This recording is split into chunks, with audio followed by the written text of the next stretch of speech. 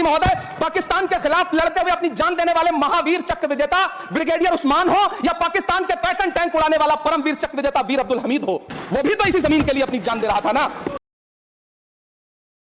श्री इमरान प्रताप गढ़ी जी। धन्यवाद सभापति महोदय। हमी को कातिल कहेगी दुनिया, हमारा ही कत्लेआम होगा। हमी कुएं खोदते फिरेंगे, हमी पे पानी हराम होगा। सभापति महोदय, सन 1947 में दिल्ली की जामा मस्जिद की तारीखी सीढ़ियों पर खड़े होकर के भारत रत्न मौलाना अबुल कलाम आजाद साहब ने कहा था कि मुसलमानों कहां जा रहे हो, यह है तुम्हारा मुल्क, यहां तुम्हारे आबाओ अजदाद की कब्रें हैं। उस वक्त मौलाना आजाद की ये सदाएं सुन करके लोगों ने अपने सरों की गठरियां उतार करके रख दी थी। आज उसी दिल्ली में मौजूद देश की संसद में एक बिल आया है जो हमसे उसी जामा मस्जिद की सीढ़ियों के सबूत मांगेगा, जो उन्हीं सीढ़ियों के पास अपनी कब्र में सोए हुए मौलाना आजाद को फिर से कब्र से सदा देनी पड़ेगी कि ये जो कब्र है वो मेरी कब्र है, ये किसी सरकार की जागीर नहीं है। सभापति महोदय, मैं जहां खड़ा हूं इसी संसद भवन के सामने सड़क के उस पार अपनी कब्र में सोए हुए भारत के पूर्व राष्ट्रपति फखरुद्दीन अली अहमद की कब्र है। शायद अब उस कब्र से भी सदाएं आए कि यह कब्र मेरी कब्र है, यह सरकार की जागीर नहीं है। सभापति महोदय, मैं वक्फ कानूनों में किए जा रहे संविधान विरोधी बदलावों के खिलाफ बोलने के लिए खड़ा हुआ हूं। संविधान का आर्टिकल 14 हो, 29 हो, 30 हो, चीख चीख कर कहता है कि देश में सब बराबर के हकदार हैं। आर्टिकल 26 कहता है कि सबको अपने अपने मजहबी कामों के लिए मंदिर, मस्जिद, गिरजाघर, गुरुद्वारों का निर्माण करने का हक है और उसका रखरखाव का भी हक है। लेकिन डॉक्टर बाबा साहब अंबेडकर के संविधान को हर दिन कुचलने वाली यह सरकार देश के मुसलमानों से नफरत में इतनी अंधी हो गई है कि खुलेआम देश की संसद में देश सरकार के माइनॉरिटी मिनिस्टर साहब और होम मिनिस्टर साहब झूठ बोलते हैं और देश को गुमराह करते हैं, झूठ शब्द असत्य बोलते हैं। सरकार ने इस बिल का नाम उम्मीद रखा है। मंत्री जी कल से इसे देश के मुसलमानों के लिए नई उम्मीद बता रहे हैं। नहीं मंत्री जी, न तो यह बिल मुसलमानों के लिए नई उम्मीद है और न ही उम्मीद की नई किरण। सभापति महोदय, भाजपा ने पूरे देश में वक्फ के नाम पर कई सारे झूठ फैलाए हैं। आइए आज उनकी सच्चाई पर बात करते हैं। वक्फ ट्रिब्यूनल को ऐसे बताया जाता है जैसे वक्फ ट्रिब्यूनल कोई मजहबी खाप पंचायत हो। सभापति महोदय, जबकि सच्चाई यह है कि वक्फ ट्रिब्यूनल भी तो सरकारी न्यायिक विभाग है जिसमें सरकार द्वारा नियुक्त जज होते हैं, जिसमें प्रशासनिक अधिकारी होते हैं, कहीं ऊपर से थोड़ी आ गए। सभापति महोदय, देश के गृह मंत्री जी ने इसी सदन में कहा कि वक्फ ट्रिब्यूनल के फैसले के खिलाफ कोई कोर्ट नहीं जा सकता, जबकि सच यह है कि वक्फ एक्ट 1995 की धारा 83(9) के तहत हाई कोर्ट वक्फ ट्रिब्यूनल के फैसले की न सिर्फ समीक्षा कर सकता है बल्कि उसे बदल भी सकता है। सच तो यह है कि वक्फ बोर्ड खुद अपनी जमीनों के लिए कई सारी कोर्ट में मुकदमे लड़ रहा है। सभापति महोदय, दिल्ली की जिन 123 संपत्तियों को लेकर कल माइनॉरिटी मिनिस्टर, होम मिनिस्टर साहब और अभी आदरणीय नेता सदन बात कर रहे थे, आइए उनकी सच्चाइयों पे भी बात करते हैं। 1911 में जब अंग्रेजी हुकूमत ने कोलकाता के बजाय दिल्ली को राजधानी बनाने का फैसला किया तो रायसीना हिल्स के चारों तरफ जो मुसलमानों की ढेर सारी जमीनें थी उनको एक्वायर किया गया और लुटियन को इसकी तामीर की जिम्मेदारी सौंपी गई। सेंट्रल विस्टा की तरह लुटियन जोन का मेगा प्लान तैयार हुआ, लेकिन उस वक्त के मुसलमानों ने उस वक्त की अंग्रेजी हुकूमत से अपनी इबादत गाहों को बचाने के लिए लड़ाई लड़ी। मामला ब्रिटिश गवर्नमेंट तक पहुंचा। तब यह तय हुआ कि वो जो धार्मिक स्थल हैं उन्हें जस का तस रहने दिया जाएगा। इंडिया गेट के बगल वाली मस्जिद हो, जाब्तागंज, सुनहरी बाग मस्जिद हो, पार्लियामेंट रोड वाली मस्जिद हो, ऐसी 123 संपत्तियों के मैनेजमेंट के लिए 1913 में मुसलमान वक्फ वैलिडेशन एक्ट बना और उसके बाद एक नया शहर बसाया गया जिसे लुटियंस जोन का नाम दिया गया। फिर 1943-45 के बीच एक और समझौता हुआ आजादी से पहले, उसके तहत काफी सारी वक्फ जायदादों को सुन्नी मजलिस औकाफ बनाकर उसके अंडर किया गया ताकि उसकी देखरेख की जा सके। गृह मंत्री जी 2 दिन से सदन में जो बात कह रहे हैं वो दरअसल 123 संपत्तियां उसी सुन्नी मजलिस औकाफ के तहत आती है। सभापति महोदय, भारत आजाद हुआ। आजादी के बाद भारत में 1954 में वक्फ एक्ट लागू हुआ जिसकी धारा 9 के तहत 1964 में केंद्रीय वक्फ काउंसिल का गठन हुआ। दिल्ली की वही 123 प्रॉपर्टीज को 1970 में सर्वे गजट करके गजट नोटिफाई किया गया। इसके निपटारे के लिए पूर्व प्रधानमंत्री इंदिरा जी के द्वारा 1974 में एक बर्नी कमेटी बनाई गई। बर्नी कमेटी ने 1976 में इन 123 संपत्तियों को दिल्ली वक्फ बोर्ड की संपत्ति होने की रिपोर्ट सौंपी। उस रिपोर्ट के आधार पर 1984 में कांग्रेस सरकार ने उन 123 प्रॉपर्टीज को दिल्ली वक्फ बोर्ड को सौंपने का फैसला किया, जिसके खिलाफ विश्व हिंदू परिषद कोर्ट गई। मामला 2011 तक पेंडिंग रहा। फिर 2011 में कोर्ट ने सरकार को आदेशित किया कि इसका निपटारा करो। तब 2013 में तत्कालीन यूपीए सरकार ने दिल्ली की उन्हीं 123 जायदादों को बर्नी कमेटी की सिफारिशों के मुताबिक वक्फ बोर्ड के हवाले किया। यही वो प्रॉपर्टीज हैं जिनके नाम से गृहमंत्री जी कल से कांग्रेस को कोस रहे हैं। फिर आई 2014 में भाजपा की सरकार, जो तब से इन जमीनों को हड़पने की साजिश कर रही है।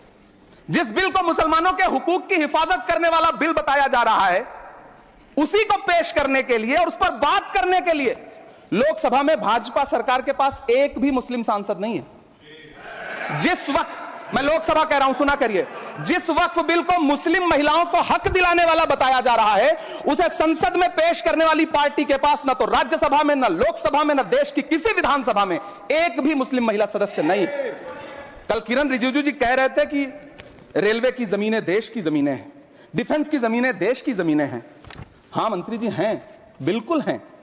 ये जो वक्फ की जमीनें हैं, ये हमारे पुरखों ने धार्मिक कामों के लिए डोनेट किया है, तो हम भी तो इसी देश के नागरिक हैं, हम भी तो इसी देश के बेटे हैं, तो वक्फ की जमीनें भी तो इसी देश की जमीनें हैं। उनको पराया क्यों बोलते हैं आप?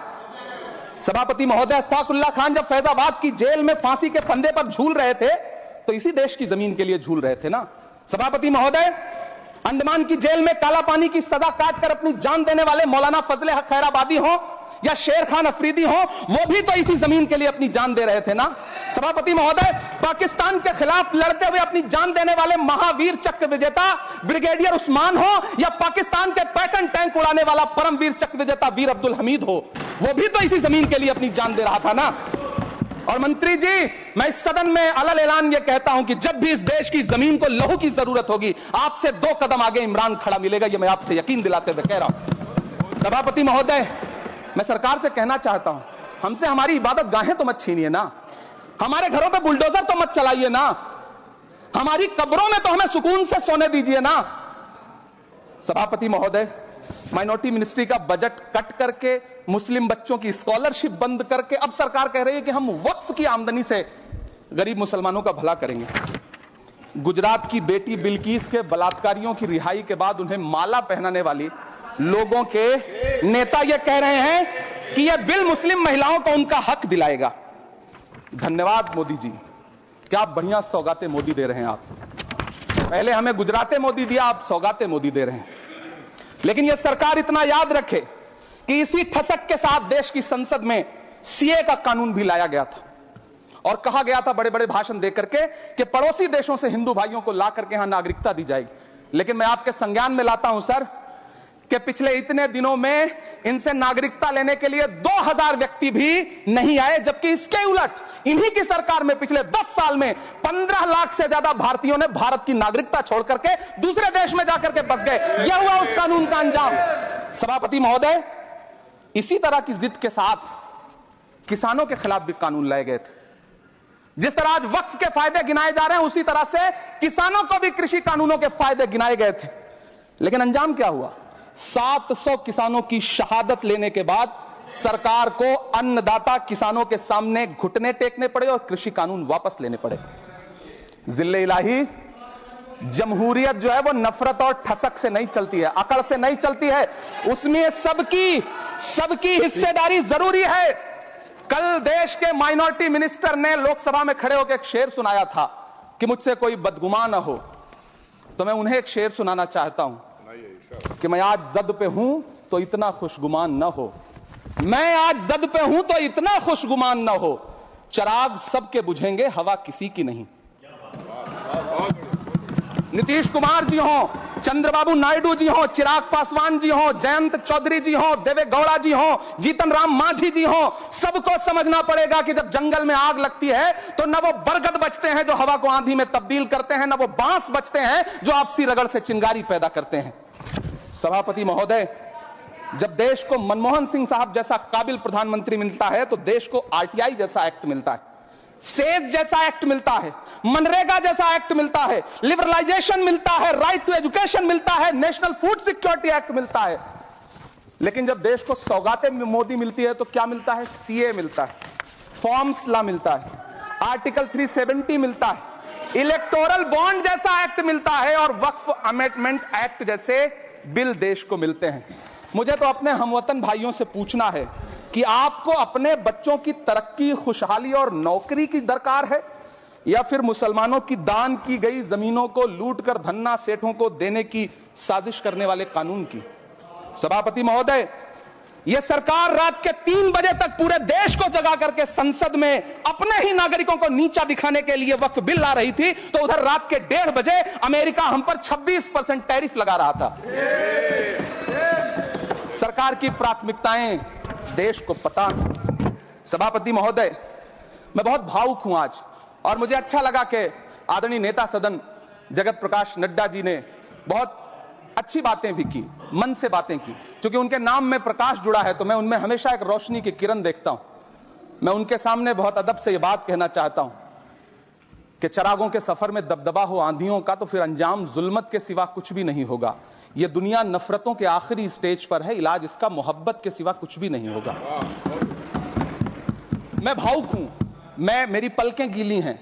अगर देश की एक बहुत बड़ी आबादी को लगता है कि आप उसका भला करने के लिए नहीं बल्कि उनकी इबादतगाहों, उनकी कब्रिस्तानों, उनकी खानकाहों को बर्बाद करने का बिल ला रहे हैं, तो फिर आप अगर समझाने में नाकामयाब रहे हैं तो यह आपकी नाकामयाबी है। पहले समझाइए, उसके बाद कोई बिल लेकर के आइए, तब शायद हम आपका इतनी पुरजोर तरीके से विरोध ना करें। लेकिन सभापति महोदय, मैं अंत में सिर्फ इतना कहना चाहता हूं कि इस बिल में जो भी पॉइंट्स दिए गए हैं, बॉम्सी पोर्टल देख लीजिए, सरकार का झूठ आपको पकड़ में आ जाएगा। हम डरे नहीं हैं, हम सिर्फ सरकार से अपील कर रहे हैं कि हमें अपना समझिए। हम आपके अपने हैं, इस देश के नागरिक हैं, और आप ताकत में हैं। संख्या बल के आधार पर बिल हो सकता है आप पास करा ले, लेकिन आपको यह बात समझनी पड़ेगी कि हम तो वो तारीख हैं, जहनों में रहना है जिसे कागजी पुर्जे नहीं जो फाड़ डाले जाएंगे। जिस जमीन पर मैं खड़ा हूं यह मेरी पहचान है। आप आंधी हैं तो क्या मुझको उड़ा ले जाएंगे? आपको यह बात समझनी पड़ेगी। आपको अगर इतना विपक्ष की तरफ से पहले जेपीसी में इतने सारे पॉइंट्स आए और उसके बाद कल से लोकसभा में और राज्यसभा में सुझाव आप सुनने को तैयार नहीं है, लोगों की शंका को दूर करने के बारे में आप बिल्कुल सोच नहीं रहे, बस आप कह रहे हैं यह बिल उम्मीद की नई किरण है। नहीं साहब, इसे भले किरण जी लेके आए हैं, लेकिन ये उम्मीद की नहीं बल्कि नाउम्मीदी की किरण है। और इस देश की एक बहुत बड़ी आबादी इस बात से खदशे में है, शक में है कि आप सीधे उनकी जमीनों को लूट करके धन्ना सेठों को बेचना चाहते हैं। मेरी अब भी आपसे अपील है कि इस बिल को वापस लीजिए। यह बिल कहीं से आपके अपने नागरिकों के लिए अच्छा नहीं है। यह बिल सिर्फ इस देश के मुसलमानों को नीचा दिखाने का और अपने एक ऐसे मतदाता वर्ग को खुश करने का बिल है जिनको इस बिल के पास हो जाने से कुछ मिलेगा भी नहीं, लेकिन आप एक नैरेटिव देना चाहते हैं, एक मैसेज देना चाहते हैं। मेरी आपसे अपील है कि कृपया ये जो सबका साथ सबका विकास का नारा है, इस नारे को रत्ती भर तो चरित्रार्थ कर दीजिए। बहुत बहुत धन्यवाद।